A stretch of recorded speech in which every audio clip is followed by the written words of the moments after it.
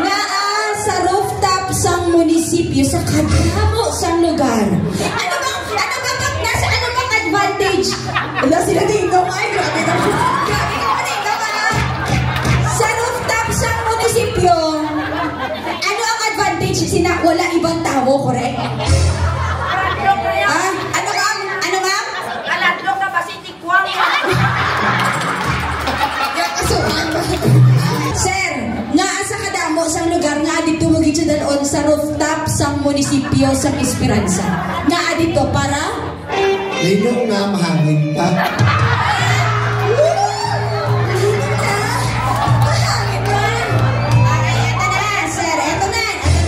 Nakagawas na ta sa binyo takaron na.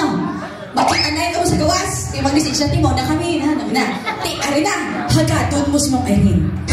Paano mo siya iimbitahin na sumama sa iyo bukas sa rooftop sa munisipyo sa Esperanza? Tapos sir, gusto ko ginakaptan mo ang kamot ni Irene. Sige na.